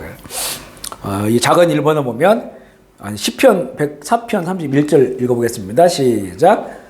여호와의 영광이 영원히 계속 갈지며 여호와는 자신에게 향하신 일들로 말미암아 그거 하시리로다. 그 하나님의 영광, 그 영광은 하나님의 즐거움이 거기 있다는 거죠. 이게 영원하고 계속될지어다 선포하는 거고요. 작은 첫 번째는 피조물이 하나님의 영광을 나타내기 때문에 그 피조물을 기뻐하신다는 거예요. 왜냐하면 이게 피조물이라고 하는 것은 하나님이 만들었다는 거잖아요. 하나님이 만들었다는 것은 하나님스러운 게 거기 있더라는 거예요. 그걸 신성이라고 해요. 신성. 하나님의 하나님 가지고 계신 것을 모든 피조 세계는 다 가지고 있다는 거예요. 하나님으로서 왔으니까. 그러니까 우리가 이제 이런 작품을 만들면 여기 보면 이게 내 철학이나 내 생각이나 이런 것들이 내 작품에 담겨져 있잖아요. 그런 거 마찬가지예요. 하나의 모든 표조 세계가 그 하나님이 만들었기 때문에 거기에 이제 하나님의 영광, 하나님이 그 하나님스러운 하나님다우신 것이 거기에 깃들여져 있는데 거기에는 하나님이 기뻐하심으로 창조하셨기 때문에 하나님의 기쁨이 그 가운데 있다. 그래서 제가 이제 청년 때 읽었던 게 프란시스의 작은 정원이라는 책이 고전이 있거든요. 여기 보면 이제 성 프란시스코에 대한 그런 그분의 체험 경험들 이거를 이제 담아놓은 그런 책인데 거기 보면 참 재밌는 게 많아요. 야, 정말 안 믿어질 것 같은 일들이 많아요. 프란시스가 이제는 다 버리고 이제 어떤 예수님처럼 제자들처럼 살아가잖아요. 거지처럼 살아가죠. 근데 이제 그래서 그가 다니다 보면 새들이 막 몰려들어요. 새들이 막 우리 노래를 한다 하는데 노래한다. 새들이 노래한다. 그리고 그 새들 앞에서 설교를 해요. 설교를 하면 이 새들이 막 노래하면서 십자가를 탁 만들면서 그렇게 날아가는 거예요. 그걸 목격자들이 그걸 목격해. 그런 걸 기록에 담아놓은 거예요. 그리고 이제는 어느 마을에 갔는데 거기 마을에 밤에 되니까 다 문 잠그고 안 나오는 거예요. 왜 그러냐 했더니 그 숲에서 늑대들이 와가지고 사람들 잡아먹는 거야. 그래서 이제 그런 어려움이 있으니까 그 프란시스가 혼자 숲으로 들어가요. 늑대들을 불러. 늑대들이 다 모여. 거기서 설교를 해. 야, 너희들은 하나님께서 너희들을 이 기쁨으로 창조를 했는데 선한 목적으로 창조했는데 너희들 사람을 잡아먹으면 되겠느냐. 애들을 잡아먹으면 또 가축들을 잡아먹으면 되겠느냐. 그래 혼을 내요. 그러니까 늑대들이 알아듣고 그때부터는 그 마을을 보호해주는 역할을 해. 늑대들이. 그래서 다른 이 득점승리 오면 그 늑대들이 그 마을을 보호해줘. 그런 이야기도 나와요. 그러니까 이제 우리가 하나님 최고의 작품이 사람들이 깨지니까 우리가 죄에 빠지고 우리가 잘못되니까 피조 세계가 망가지는 거예요. 그래서 하나님의 기쁨을 온전히 드러내고 찬양해야 될 그런 피조 세계도 그래서 그 로마서 본게 나오잖아요. 그 피조 세계들이 하나님의 아들들을 기다린다는 거예요, 지금. 구원받은 자들을 기다리는 그들을 통해서 이 피조 세계가 회복되는 거기 때문에 왜냐하면 우리 사람들에게 하나님께서 창조한 세계를 사람들한테 다스리라고 했잖아요.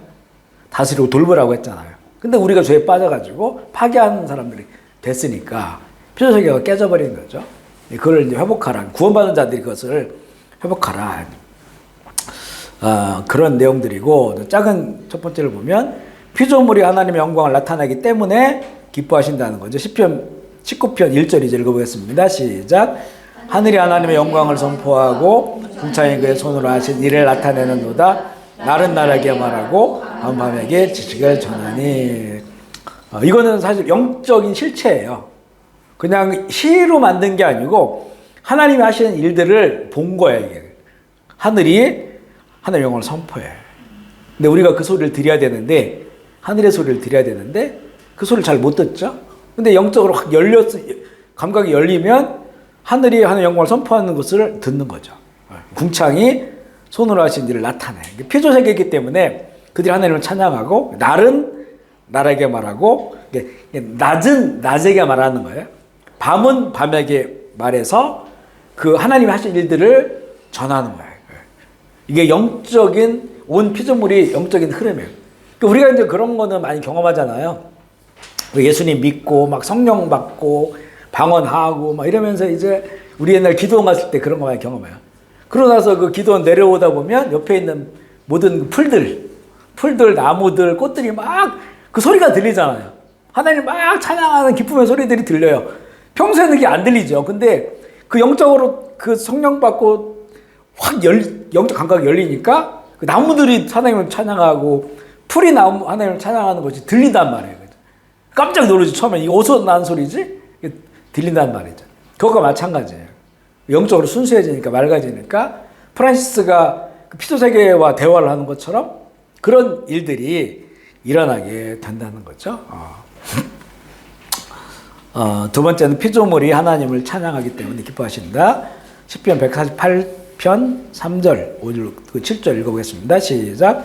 해와 달아 그를 찬양하며 밝은 별들아 그를 찬양할지어다. 하늘의 하늘도 그를 찬양하며 하늘 위에 있는 그를 찬양할지어다. 그것들이 여호와의 이름을 찬양하는 그가 명령하심으로 지옥을 맞았습니다. 너희 용 여호와를 찬양하라. 찬양 이게 우리가 이제 저도 그런 경험하고 아마 그런 경험 있을 텐데 이렇게 뭐 잠을 자거나 아니면 이렇게 삶을 살 때도 속에서 찬양이 막 나올 때 있잖아요. 잠을 자다 깼는데 찬양 소리가 계속 들려. 그리고 막 그걸 따라 찬양하다가 잠이 들고 깨면 또 찬양이 들고. 이때는 우리가 느끼기 이때 내가 영이 그때 맑을 때예요. 영이 되게 맑을 때면 내 영이 찬양하는 소리가 들려요. 그것도 뭐 그냥 노래 소리만이 아니고 악기 소리까지 같이 그런 소리 들려요. 어떤 때는 저는 전에 이제 저희가 교회에서 1년 동안 살았거든요. 지금 목양실, 재무실 여기가 이제 유치부실 여기가 우리가 살았던 집에 1년 동안. 그때 거기서 자면서 정말 그 오케스트라 같은 오케스트라 같은 찬양 사운드가 막 들리는 거예요. 아버지 사랑합니다. 그 예수님 이 찬양 아주 단순한 찬양인데 이게 어마어마하게 크게 들려가지고 잠을 자다 깜짝 놀랐어요, 그죠? 거기서 오케스트라 음악을 틀어놓은 것처럼 그렇게 막 찬양을 하는데 그때 이제 뭔가 딱 보이는 것이 하나님의 나라가 보이는 거예요, 그죠? 천국이 보이는 거예요.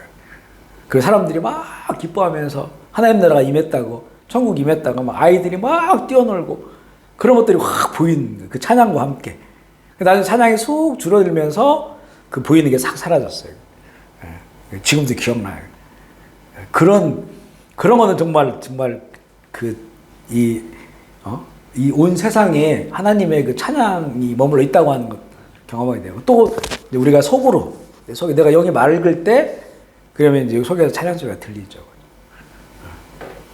잠을 깨다가도 들리고 자다가도 들리고 계속 머물러 있어요. 어떤 데 그래 새벽기도 때 찬양을 선곡할 때 그 찬양을 선곡할 때가 있어요. 계속 새벽에 들릴 때 그때는 스스로 내가 그래도 영이 좀 맑은가 보다. 근데 또 한참도 안 들려. 그런 거 없어. 그러면 좀 복잡한 거예요, 이제. 그렇게 이제 피조물 된 하나님을 찬양하는 거예요. 그리고 그런 그 소리들을 우리가 들을 수 있으면 우리 영이 맑으면 그 소리들을 들을 수 있어요. 세 번째, 피조물이 하나님의 놀라운 지혜를 드러내기 때문에 피조물을 기뻐하신다는 거죠. 시편 104편 24절입니다. 시작. 여호와여 주께서 하신 일이 어찌 그리 많으신지 지혜로 그들을 다 지으셨으니 주께서 지으신 것들이 땅에 가득하니이다. 자, 이게 우리가 보면 아마 그런 거 한번 느껴요. 전에 바닷가를 가서 조개를 잡는데 조개가 무늬가 똑같은 게 하나도 없어. 그 조그만 조개들 있잖아요. 이걸 뭐 이렇게 잡아도 보니까 하나도 똑같은 게 없고 또 바닷속 요즘에는 뭐 5,000m씩 막 더 이상으로 이게 들어가가지고 그 촬영을 하잖아요. 그럼 거기에 우리 한 번도 본 적 없었던 물고기들 엄청 희한하게 생겼어요. 색깔도 그렇고 막 눈 이렇게 붙어 있고 이거 보면 막 웃기더라고. 이게 하나님이 이렇게 똑같지 않는 것들 상상할 수 없는 어마어마한 종류들을 이렇게 만들어 놓으시고 그것도 그 속에 다 살아가고 있잖아요. 그 속에 그 심해 어두운 데서 또 밝은 데 있는 그 물고기들도 보면 색깔이 얼마나 예쁘고 다양하고 뭉뚱한 것도 있고 길쭉한 것도 있고 튀어나온 것도 있고 그 색깔들은 정말 사람이 만들 수 없는 비교할 수 없는 그런 것들로 이렇게 그 만드신 이런 세상을 보면 이 하나님이 참 지혜로우신 분이다, 그죠? 수학적으로도 어마어마한 뛰어나신 분이고 그러니까 우리가 하나님을 닮았으니까 수학적으로 뛰어난 사람도 있고 저 같은 경우에는 깡통이고 이제 수학 쪽에는 그 미술 쪽으로 그 색상을 보면 어마어마하죠. 그 미국의 그 여자아이가 사실 그 집안은 신앙생활도 별로 안 했던 집안인데 그 아이가 자꾸 이제 천국을 갔다 오잖아요. 어릴 때부터, 아기 때부터. 그래서 얘가 이제 그림을 그리기 시작하는데 그림 배우지도 않았는데 그림을 그린 색깔이 세상에는 없는 색깔을 만들어내는 거예요. 조합해가지고.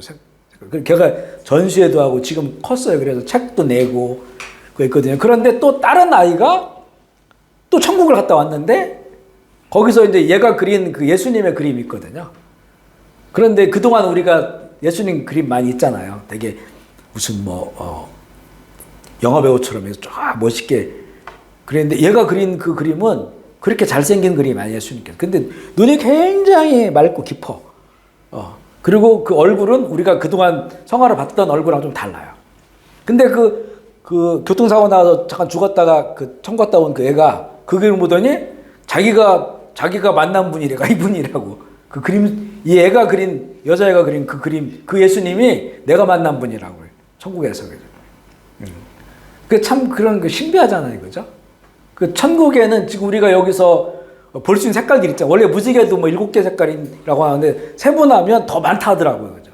훨씬 많다고 하더라고요. 근데 천국은 더 어마어마한 색깔들로 만들어진 곳이에요. 여기에는 없는 색깔들. 그러니까 더 아름답고 화려하고 이런 그 색깔을 가진 그런 천국이라 갔다 오신 분들이 다 하나같이 세상에는 그 색깔이 없어 그래. 그러니까 우리는 그 천국에 그 일부의 그 지혜를 가지고 이렇게 이제 우리 눈에 보이는 이런 색상들이 있으니까 그것으로 이제는 우리 색깔을 만들고 이 그림을 그려 하는 거 아니겠어요? 그러니까 하나님은 너무나 지혜로운 분이다. 미학도 있고 수학적 능력도 있고 그런 그 하나님. 그래서 우리 피조세계가 그렇게 지어졌기 때문에 하나님 여기 높은 지혜를 드러내기 때문에 하나님께서 피조세계를 기뻐하신다는 것이고요. 네 번째는 창조의 작품들이 우리를 하나님께로 인도하기 때문에 기뻐하신다. 시편 104편 31절 34절 읽어보겠습니다. 시작. 여호와의 영광이 영원히 계속할지며 여호와는 자신에게 행하시는 일들로 말미암아 즐거하시리라. 그가 땅을 보신즉 땅이 진동하며 한들 만지신즉 연기가 나는도다. 내가 평생토록 여호와께 노래하며 내가 살아있는 동안 내 하나님을 찬양하리로다. 여기시기를 바라나니 여호와로 말미암아 즐거워하리로다. 우리 창조 작품들이 우리를 하나님께로 인도하기 때문에. 그래서 이 피조세계를 우리가 잘 보면 하나님의 살아계심을 그 고백할 수밖에 없다는 거죠. 우리 지금 이제 목사님들이나 이 중에서 미국이나 이런데 유학 가셔가지고 무신론자로 유학 가셔서 거기서 공부하다가 하나님을 발견하고 목사님이 되시고 또 이렇게 좋은 성도가 되는 경우들이 많거든요. 그분들이 보면 뭐 화학이라든가 물리학이라든가 오히려 그걸 연구하면 연구할수록 하나님이 없어야 되는데 그걸 연구하다 보니까 거기서 하나님을 발견하는 거예요. 그죠? 어떻게 인체를 막 연구하다 보니까 그 너무 신비롭고 이렇게 뭔가 이론이나 이런 것들은 이런 것들로는 이해되지 않는 그 우주를 연구하다 보면 우주도 마찬가지. 아까 얘기한 그런 이거 뭔가 지적 설계자가 해놓지 않으면 할 수 없는, 알 수 없는 그런 것들 딱 만나게 되면서 하나님 살아계시구나 이렇게 고백하면서 그래서 유학 가가지고 특별히 그런 쪽에 공부하시다가 이렇게 목사님 되시고 이런 분 많잖아요. 우리 누구야 손이철 장로님 거기 지금 치유 집회 하시는 그분도 원래 지금 건국대 화학관가 이쪽이신데 그분도 이제 그런 과학자시고 정동수 목사님도 그렇고 공대 쪽이시고 다 그런 분들이. 그러니까 오히려 이렇게 피조세계를 막 연구하면 거기에서 그 끝에는 하나님의 딱 그 지혜를 발견하는 거죠. 하나님 손길을 딱 만나는 거예요. 거기서. 그래서 이렇게 사람들이 변화되고 그래서 하나님께 그 인생을 인도하니까 그래서 피조물을 통해서 하나님께서 기뻐하신다는 거고 네 번째는 하나님은 자신의 이름이 알려지는 것을 기뻐하신다는 거죠. 사무엘상 12장 22절입니다. 시작. 여호와께서 너희를 자기 백성으로 삼으신 것을 기뻐하셨으므로 여호와께서는 그의 크신 이름을 위해서라도 그 백성을 버리지 아니할 것이다. 보통 명성이라 명성. 하나님의 하나님다우심이 알려지는 것. 왜냐하면 이게 알려진다고 하는 건 피조물들을 통해 알려지는 거거든요. 그러니까 인생을 통해서 알려지고 피조세계를 통해서 하나님의 이 명성이 알려지는데 이거는 그러면 하나님 유명해지길 바라냐? 이게 아니죠. 하나님 뭔가 이렇게 이미 하나님 존재 자체가 그 완벽한 존재로 살아 계시기 때문에 하나님이 우리처럼 뭐 더 알려지고 더 이런 게 아니고 그 하나님을 느끼고 감각적으로 깨닫고 하나님을 높이시는 그 인생이 아까 얘기한 것처럼 그 인생들이 귀하게 쓰시기 때문에 그래요. 그들을 통해서 하나님이 나타나는데 그러면 내 이름은 안 나타나잖아. 이게 아니라는 거예요. 아까 우리 바울 얘기했고 베드로 얘기했잖아요. 그들은 오직 예수님만을 나타냈는데 나중에는 그들이 세계에서 제일 유명한 사람들이 되어버린 거예요. 그렇게 된다는 거예요. 그렇게. 그러니까 하나님만 이름이 유명해지려고 하나? 이런 게 아니라는 거죠. 하나님 이미 그분은 그런 누가 알아주고 안 알아주고 이런 것들에 좌우되는 분이 아니에요. 그죠? 모든 세상의 주인이시기 때문에.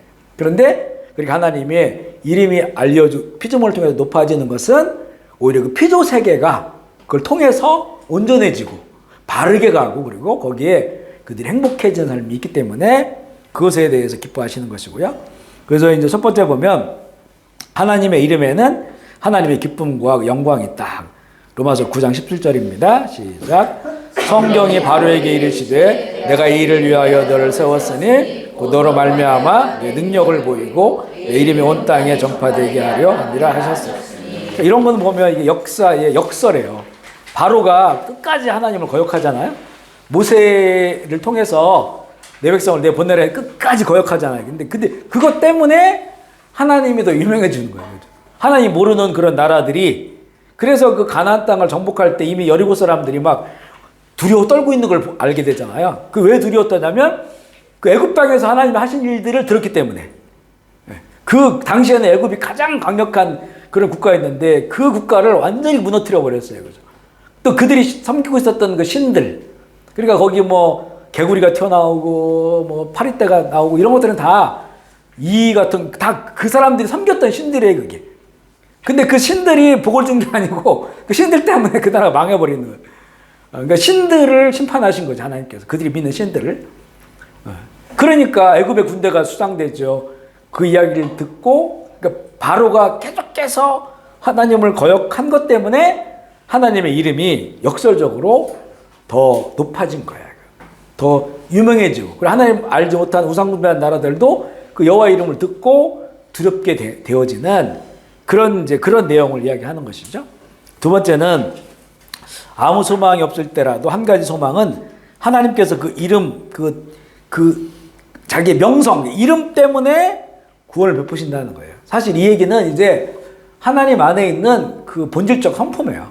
그 성품이 난폭하신 분이라면 세상에는 희망이 없죠. 근데 이분은 그 자기의 이름을 이렇게 알려줬잖아요. 나는 여호와야. 스스로 있는 사람이야. 스스로 존재하는 그런 신이야. 알려줬는데 그 스스로 존재하는 신 안에는 사랑이 있다는 거예요. 사랑이 있으니까 오래 참으시고 인자와 자비가 있고 성실하신 분이고. 그래서 그 이름을 알려줬는데 그 이름에 담겨져 있는 하나님 그분 때문에 우리가 소망이 있다는 거죠. 정말 하나님께서 잔인하고 난폭하고 그냥 왔다 갔다 하시는 분이고 이렇다면 이미 세상에는 소망이 없는 거죠. 우리가 구원받을 길은 없는 거예요. 근데 그 하나님의 영원부터 영원까지 그분의 성품은 사랑하시고 인자하시고 온유하기 때문에, 기뻐하신 분이기 때문에 우리의 소망은 그분에게 있는 건데, 그분은 우리가 누군지 몰라. 근데 이름을 알려줬어. 그 이름이 우리에게는 소망이 된다는 거예요. 그 이름을 가지신 하나님이 우리에게 소망이 된다. 그 역사가 다 이렇게 무너지는데도, 예루살렘이 무너지고 하나님 나라가 없어지고 성전이 무너지고 해도 그 소망을 가질 수밖에 없는 게 하나님께서 자기 이름을 그분들이 그 사람들에게 알려줬고 그 하나님의 성품을 끝까지 드러내시기 때문에, 그래서 그 역사 가운데 사람들을 남겨두고 그들이 또 돌이키고 회복시켜 주시고 그 줄기를 통해서 예수 그리스도가 세상에 오셨고 온 세상을 또한 구원하시는 그런 은혜를 베푸시는 그런 그 하나님이시기 때문에 세상에 소망이 있다는 거죠. 그러니까 사람을 보면, 인간들이 하는 걸 보면 사실 소망이 없어요.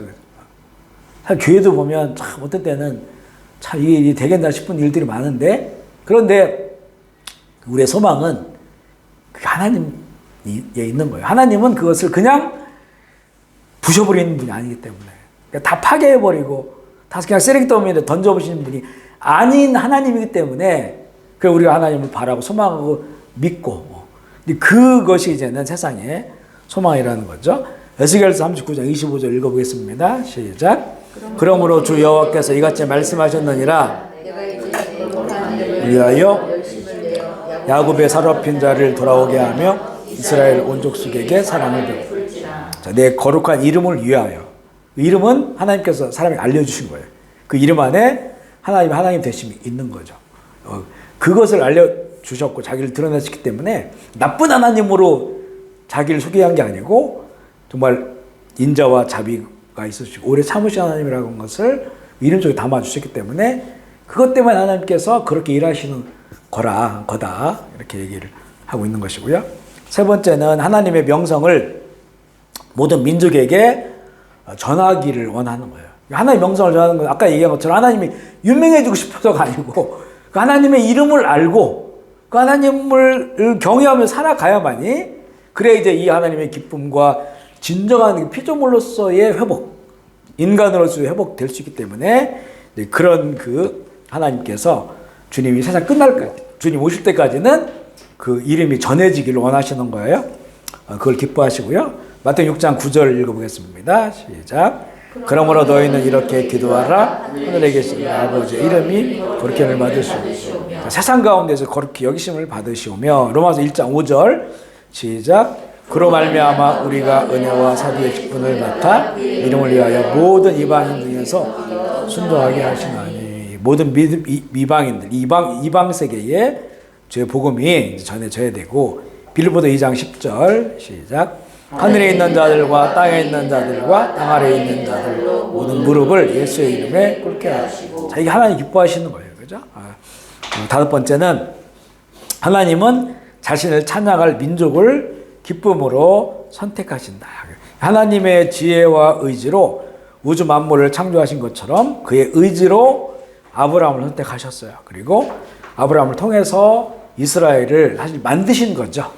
이스라엘 만드셨고, 그리고 이스라엘을 통하여 이제는 열방에 그의 자녀들을 택하시고 있고요. 그 선택의 동기는 하나님의 사랑이고 이 일을 하나님 기뻐하시는 그런 이름을 알게 돼요. 신명기 10장 14절 15절 읽어보겠습니다. 시작. 하늘과 모든 하늘과 땅과 그 위에 본래 내 하나님 여호와께 속한 것이로되 여호와께서 오직 내 조상들을 기뻐하시고 그들을 사랑하사 너희를 온 중에서 택하셨음이 누가 같으니라. 이스라엘 그 아브라함을 택하셔서 이스라엘을 세우셨고 온 세상 가운데 하나님을 이제 드러내는 그런 나라로서 이제 만드셨고요. 그런데 이스라엘이 그렇게 쓰임 받은 적도 있고 또 이스라엘이 범죄해서 또 오히려 이제 이스라엘의 큰 또 고난과 실현의 역사를 지나오게 되고. 근데 결국은 이스라엘을 통해서 예수 그리스도가 세상에 나오셨고 예수 그리스도를 통해서 이제는 온 열방에 하나님을 이제 나타내고 드러나게 하시는 이제 이런 방식으로 하나님이 일하시는 거예요. 그래서 하나님께서는 일하시는 방식은 이게 뭔가 이렇게 구조를 바꾸는 게 아니에요. 그죠? 제도를 바꾸는 게 아니에요. 제가 이제 학생운동도 했고 민주화운동도 했고 이런 그 청년 시절을 쭉 지나면서 그때 우리는 이제 구조를 바꾸고 싶어 했던 거예요. 구조를. 세상을 바꾼다라고 하는 것은 지금 이 세상에 이런 그 자본주의적 구조가 문제가 있다는 기득권 세력이 있고 이런 구조를 바꾸고 싶었던 거예요. 그래서 혁명을 하기를 좋아했고 그 혁명에는 주체가 있어야 되니까 그 주체들을 이제 의식화시키는 거죠. 기억시키고. 그래서 그런 것들을 통해서 세상을 바꾸고자 했었던 건데, 근데 이게 언제 좀 의문이 들었었냐면요. 군대를 제가 갔는데, 군대를 이제 탱크 부대를 갔어요. 그러니까 일반 육군 중에서도 굉장히 군기가 센 그런 부대예요. 그러니까 조직 자체가 거의 완벽해요. 위에서 한마디 하면 착착착착착 내려와요. 군기가 셀수록 이게 아주 빨리 전파되고 그대로 일을 해요. 그죠? 그대로. 모든 사람이 그 위에 그 명령자 한 명의 그 말을 통해서 밑에 내려와가지고 다 움직여요. 그걸 이루기 위해서. 그러니까 막 어마어마한 일들을 해내는 거예요. 근데 이걸 보고, 야, 이 구조가 완벽하다. 그런데 그 위에 우리 같은 경우는 뭐 소대장, 중대장, 대대장, 여단장 이렇게 있으면 누가 그 여단장이 하나 왔는데 아니면 대장이 하나 왔는데 고참이 하나 왔는데 이게 정말 성격이 안 좋은 사람이 오잖아요. 너무너무 힘들어요. 모두가 다 힘들어. 구조는 완벽해.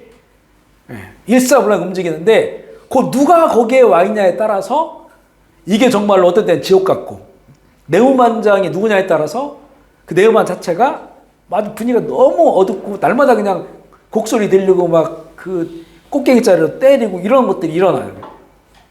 근데 거기에 좋은 사람이 왔어.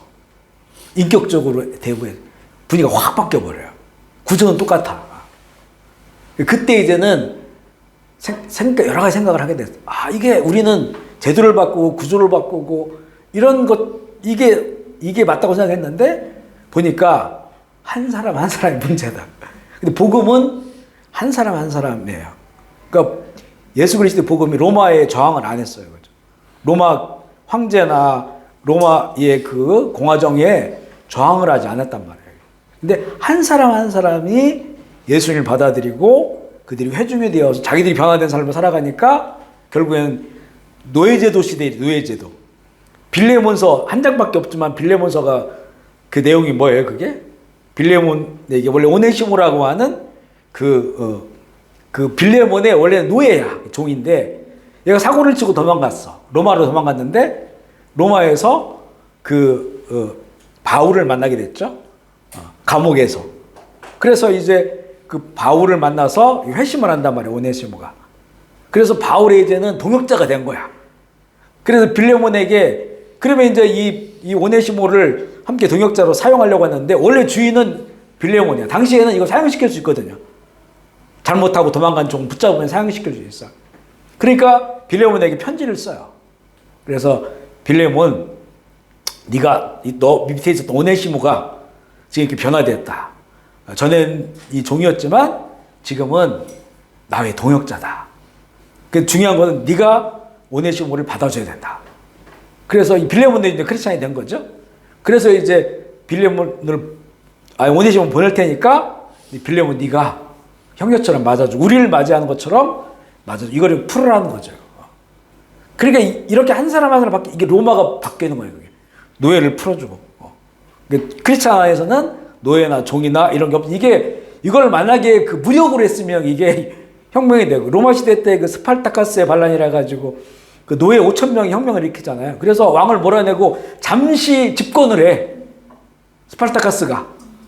근데 이 사람들이 뭐 배운 게 없고 무지하다 보니까 막 날마다 술 먹고 이렇게 하다가 결국엔 다 진압당해가지고 5,000명이 십자가에 달려 죽잖아요. 그죠? 그런 일이 일어나요. 정치범으로. 그러니까 이제 그런 거예요, 그게. 한 사람 한 사람이 그게 이제 예수님의 방법이에요. 그 한 인격을 존중하는 거야. 그러니까 이렇게 무리로 집단으로 싸잡아가지고 다 뒤집어 엎어버려. 이 사람도 나쁜 놈들이 이렇게 하질 않는 거예요. 그리고 어떤 죄인이라도 주님 받아주셔서 그 인생이 변화되어져서 그렇게 예수 그리스도의 복음을 드러내는 자로, 하나님을 드러내는 자로 바꿔주는, 이렇게 세상이 변화되는 거죠. 그래서 사실 유럽이 바뀐 거 아니겠어요? 원래 유럽은 옛날에는 이 중동 지역이 문명의 중심이었잖아요. 중동, 이집트 문명하고 메소포타미아 다 그 사이에 중동이라고 하는 나라가 있었는데 그때는 그 유럽은 거의 야만인들 같았었어요. 나중에도 보면 이렇게 그 중세시대 때 보면 이런 바이킹. 그 사실 해적들이잖아요, 해적들. 그 근데 이 바이킹 거기에 복음이 들어와요. 예수 그리스도 복음이. 그 개혁이 일어나는 캐톨릭 암흑기에서 이제 그 마르틴 루터가 종교개혁하고 이러면서 개혁신앙이 들어와서 그 바이킹에까지 간단 말이에요. 노르웨이까지. 이 사람들이 바뀌어가지고 지금 세상에서 어찌 보면 지금은 많이 타락했지만 그래도 그동안에 유럽에 보면 그래도 살기 좋고 평화롭고 이런 나라들을 만들었던 그 사람들은 바이킹의 영향으로 되게 많이 든 이들이 예수 복음을 받아들이고 변화된 거예요, 이 사람들이. 거의 이제 해적들이었는데 바뀌어가지고 그들이 문화를 전파하면서 유럽의 북유럽 같은 데가 많이 바뀌었어요. 지금 가장 살기 좋은 나라가 된 거라는 거죠, 그게. 이런 거라는 거죠. 예수 그리스도의 복음이 들어가니까 사람들이 바뀌고, 한 사람 한 사람이 바뀌고, 그게 하나의 문화가 되어지고, 법이 만들어지고, 그 속에서 살아가게 되어지는 거예요. 그렇기 때문에 이제 그런 한 사람 한 사람들을 통해서 세상이 바뀌는 거예요. 이스라엘 사실은 아브라함 한 사람으로 시작했잖아요. 그렇죠? 아브라함 한 사람. 그리고 그 밑에도 이삭 한 사람. 야곱도 그렇고. 야곱의 아들들이 12명이었지, 이제는. 거기부터 커지기 시작하죠. 이들이 이제는 애굽으로 갔다가 거기서 이제는 200만 가까이 늘어나 버리는 거죠. 그 숫자가 이제 가나안 땅으로 들어오게 됐죠. 결국 한 사람의 그런 변화를 통해서 하나님 이름이 전파되는 거예요. 전파된다. 우리의 방식은 그런 방식이라는 거죠. 1번에 보면 이제 예수 그리스도를 통하여 하나님의 선택 이방인으로 확장되는 거죠. 로마서 11장 25절입니다. 시작. 형제들아 너희가 스스로 지혜했다면서 변하지 아니하는 이 신비는 이방인의 충만한 주가 들어오기까지 이스라엘의 덜어는 우둔하게 된 것입니다. 이게 기가 막힌 구절이에요, 사실은. 이스라엘이 예수님을 받아들이지 않잖아요. 거의 이스라엘의 그 예루살렘의 중심 세력들이 예수를 안 받아들이잖아요. 메시아를 안 받아들이고 오히려 죽이잖아요. 근데 이게 하나님의 이게 비밀이라는 비밀, 경륜. 그들이 예수님을 거절할 때. 그러면 하나님이 실패했나? 이렇게 보잖아요. 그죠? 왜냐하면 선택된 민족이니까. 이게 세상 같은 경우 이러면 실패했다고 말할 수 있어요. 하나님이 택한 민족인데 예수님을 거절했다? 근데 그들이 예수님을 거절하는 그때, 그게 온 이방 세계에 하나님의 뜻이 전해지는 거죠. 실제 그런 일들이 이제 벌어지게 되었던 거잖아요. 이게 하나님의 신비한 비밀이다. 하나님의 경륜이라고 하는 것을 드러내고 있고요. 그래서 처음 이스라엘이고 나중에 로마가 이제 기독교 국가가 되잖아요. 로마가 313년에 로마가 되고, 그러다가 이제는 로마가 기독교가 캐톨릭이죠. 막 타락하고 있을 때 유럽 국가들에서 종교 개혁이 일어나잖아요. 종교 개혁, 그죠? 독일, 영국. 근데 그런 나라들이 이제는 주도권이 그런 나라로 가요. 영국, 프랑스 이런 나라로 막 거의 전 세계에 가장 강력한 나라들로 가다가 미국이 어떻게 생겼어요? 1600년도에 그들이 영국의 성교가 너무 이제 옛날 캐톨릭처럼 굳어져 버리니까 그게 국가 종교잖아요. 그런데 이들이 굳어지니까 신앙의 자유를 찾아서 떠나야겠다라고 해가지고 메이플라워를 타고 그들이 이제 이미 마젤란인가가 발견해 놓은 대륙이잖아요. 저기가 지금 미국 아메리카 대륙이 그쪽으로 이제 올라간 거죠. 그리고 거기에 이제는 그들이 어느 땅에 필라델피아인가 거기 어디 처음에 정착을 해가지고 1년 동안 사람들이 많이 죽어요. 그때는 먹을 것도 별로 없었고, 근데 그 인디안들 원주민들 도움을 받아가지고 같이 이렇게 했는데, 이제는 1년을 지나고 나서 감사를 드려야 되는데 이렇게 먹을 것도 없고 하니까 그때 칠면조를 잡아가지고, 칠면조 등치가 크고 하니까 잘 못 날아다니니까 그러니까 이걸 잡아가지고, 근데 칠면조가 진짜 맛이 없다는 거예요. 퍽퍽하고 맛도 없고. 그런데 이제는 닭도 없고 오리도 없고 이게 먹을 게 없으니까 이제 할 수 없는 칠면조를 잡아가지고 요리를 해가지고 추수감사절 때 이걸 나눠 먹으면서 하나님께, 많은 사람들이 죽었는데 그때 몇 프로가 죽었다 하더라. 배 타고 온 사람들이 많은 사람이 죽었어요. 그 남은 사람들이 첫 추수감사를 한 거예요. 그때부터 이제 지금까지 미국은 추수감사절 때 터키를 이제는 먹는 건데, 근데 이게 재미난 게요. 그때 배가 메이플라워만 온 게 아니에요. 메이플라워가 북쪽으로 올라갔고, 북미. 그리고 상선. 거기에 가면 금도 있고, 돈 번다라 해가지고, 그 상선이 몇 대가 따라왔는데 이들이 남미로 간 거예요, 남미. 따뜻한 쪽으로. 근데 이제 이 신앙을 자유를 찾아서 간 데는 미국이 됐고, 돈을 벌러 가는 데는 남미가 됐어요.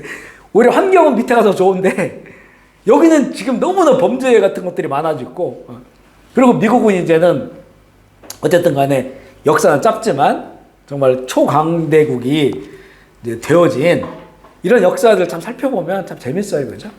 근데 첫 신앙인들은 신앙의 자유를 순수한 퓨어리탄이라고 하죠. 청교도는 퓨어리탄. 그러니까 자유롭고 그다음에 순수한 그런 신앙생활을 위해서 그들이 가서 세운 나라가 이제 미국이죠. 미국이다. 그리고 이제는 미국에서 이제는 이제 한국으로, 또 우리가 엄청 부흥했잖아요, 한국이. 부흥하고 그런 일들이 있고, 아시아와 다른 민족으로 이렇게 하나님께서 그들을 그때 선택하셔가지고 이제 하나님의 이름을 온 세상 가운데 드러내시는 것을 보게 됩니다. 두 번째는 아들에게 택하신 자들을 주셨다. 에베소 1장 4절 5절 읽어볼게요. 시작. 곧 창세전에 그리스도 안에서 우리를 택하사 사랑 안에서 거룩하고 흠이 없게 하시려고 또 그 기쁘신 뜻대로 우리를 예정하사 말미암아 아들들이 되게 예수 그리스도를 말미암아서 이제는 우리가 하나님 아들이 되게 하셨고, 하나님 영광을 우리가 드러내게 하신 거예요. 요한복음 17장 6절 읽어보겠습니다. 시작. 세상 중에서 내게 주신 사람들에게 아버지의 이름을 나타내었나니 그들은 아버지의 것이었는데 내게 주셨으며 아버지의 말씀을 지켰나이다. 아멘이시죠? 우리 지금 이 이야기의 시작은 하나님의 기쁨이에요. 지금 이런 모든 이야기가 뭐냐면, 이렇게 하나님의 기쁨으로 세상을 창조하셨고, 그리고 이제는 예수 그리스도를 통해서 믿는 자를 통해 하나님의 그 기쁨, 하나님의 그 충만하심 안에 있는 하나님의 기쁨과 그 행복이 흘러가는 것이 그게 하나님의 기뻐하신 뜻이고 이게 복음이다라는 거예요. 이게 세상에 전해주시는 정말 기쁜 소식이다. 그 하나님의 그 기쁨을 회복하기를 바라시는 거죠. 그래서 우리 믿는 사람들은 우리가 늘 뭐 예배 시간에 늘 기도하고 하지만 그 기뻐하며 살아야 되고 그다음에 우리 인생에 그 믿음 때문에 오는 즐거움이 있어요. 하나님 때문에 오는 즐거움을 누려야 되고 그리고 감사함이 있어요. 그렇기 때문에 감사하고 이랬을 때 나도 정말 건강해지고요. 내 삶도 가정도 건강해지고 그리고 우리가 사는 그런 공동체들이 참 건강해져요. 영, 혼, 육이 건강해진다는 거죠. 그러면서 이제 하나님의 그 피조 세계가 회복되어지는 그런 삶을 우리가 이제 살아갈 수 있도록 해주시는 겁니다. 우리 시간에 우리 한번 기도할 때 우리 하나님의 기쁨을 우리가 바라봄으로 그 하나님의 기쁨을 우리가 닮아가서 하나님을 기뻐하고 그 하나님을 기뻐하는 것이 우리의 삶에 또 힘이 되길 원하고 그래서 우리가 주님 안에 살아가는 그런 삶이 하나님 안에 있는 기쁨이 누려지고 또 흘러가는 그런 삶이 될 수 있도록 또 우리 교회 공동체가 이렇게 모일 때마다 나의 기쁨, 내 안에 있는 기쁨과 너 안에 있는 기쁨, 우리 안에 있는 기쁨 이게 다 하나님으로부터 온 그런 기쁨이 되어서 우리가 참 영혼이 만족스럽고 또 그 기쁨으로 하나님 예배하는 그런 공동체 될 수 있도록 우리 시간에 주의를 한번 부르짖고 통성으로 기도하시겠습니다. 하나님 아버지 오늘은 우리가 하나님의 기쁨에 대하여 그 충만한 그 영광에 대해서 함께 나누었습니다. 우리는 예수 그리스도를 통하여 믿음으로 하나님을 바라보고 있습니다. 우리에게도 이 무너졌던 하나님의 형상이 회복되게 하여 주시옵소서.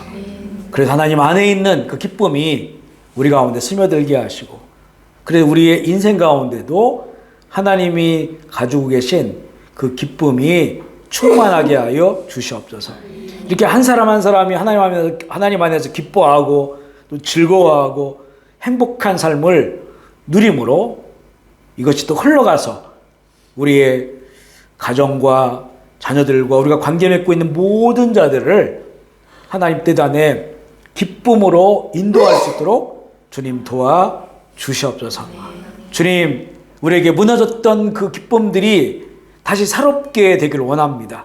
하나님의 그 빛이 우리 가운데 임하셔서 모든 어둠은 떠나가게 해주시고 그곳에서 정말로 하늘로부터 임하는 놀라운 이런 은혜와 평화와 기쁨과 즐거움을 누리며 살아갈 수 있도록 주여 도와주옵소서. 우리 푸른편 제일교회가 하나님 크고 작은 모든 모임들 가운데서도 그 기쁨으로 모이게 하여 주시고 기쁨으로 또 떡을 떼며 서로를 축복하며 하나님께서 기뻐하시는 공동체 이뤄갈 수 있도록 주님 인도하여 주옵소서. 오늘도 귀한 처소를 허락하셔서 주님 감사합니다. 이 기업 가운데에서도 하나님의 은혜가 넘치게 해주시고 이곳에서 일하는 모든 자들이 이런 기뻐함으로 또 즐거움으로 행복함으로 일을 하면서 하나님의 복음의 열매가 넘치는 그런 좋은 기업이 되게 하여 주시옵소서. 감사를 드리며 우리 구주 예수 그리스도의 이름으로 기도합니다.